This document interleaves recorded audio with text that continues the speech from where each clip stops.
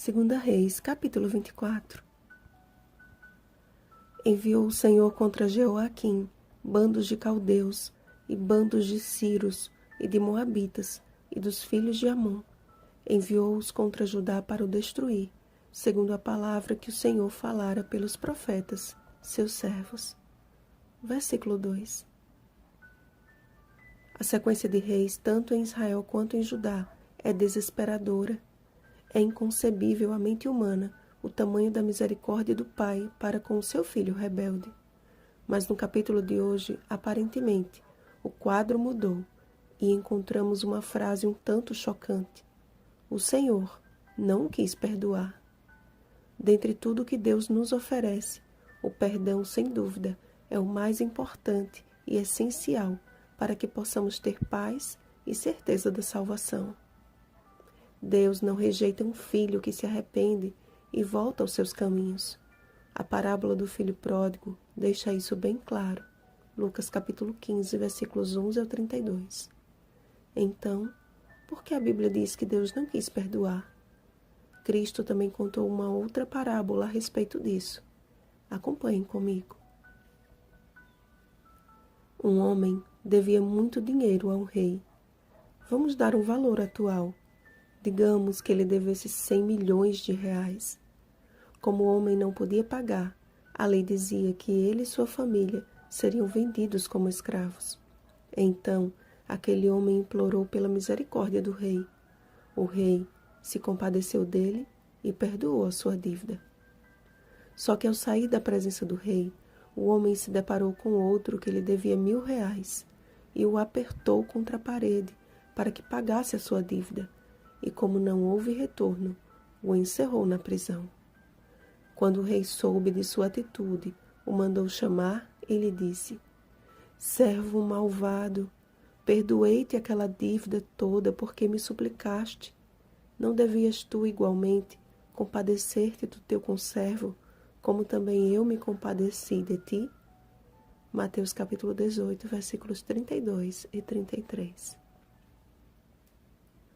O contexto dessa parábola se refere ao perdão que devemos ofertar ao nosso semelhante, mas também nos diz que Deus não pode perdoar aquele que verdadeiramente não se arrepende, porque aquele que se arrepende de coração e recebe o perdão dos céus, entende que esse perdão deve ser compartilhado.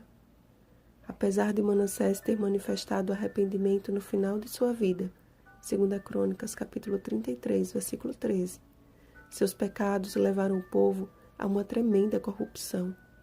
Os judeus nem se arrependiam de seus pecados, nem tampouco tinham compaixão de seus conservos, pois derramavam sangue inocente. E o que Deus havia dito que seus filhos não fizessem se tornou em grandes trevas em Judá. E no reinado de Joaquim, Deus manifestou a sua ira, ou seja, o seu juízo contra o seu filho rebelde.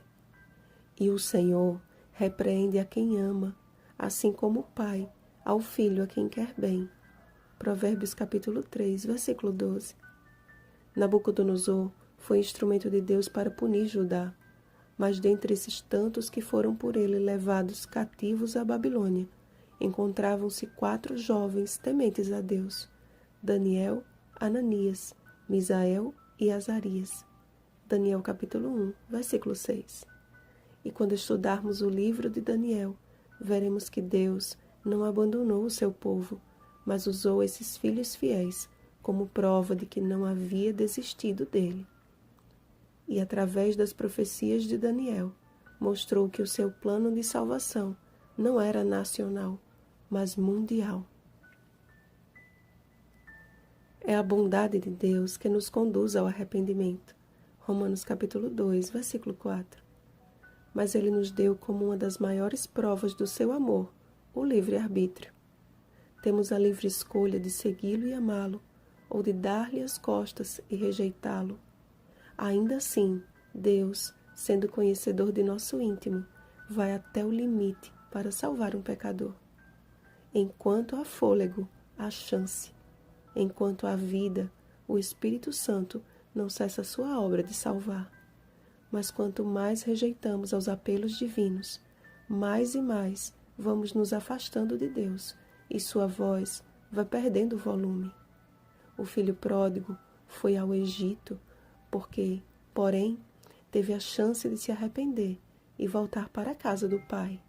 Porém, Judá tanto se rebelou que o Egito não mais saiu de sua terra. Percebem o perigo?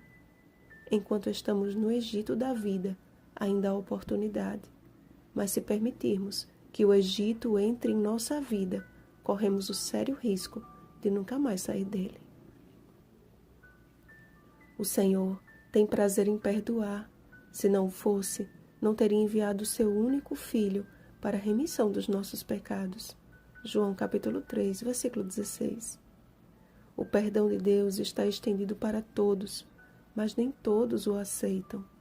A aceitação não se encontra no fato de chorarmos e nos humilharmos apenas, mas de que o perdão deve passar a ser um dom prático em nossa vida, algo que foi bem ilustrado por Cristo na parábola do credor incompassivo.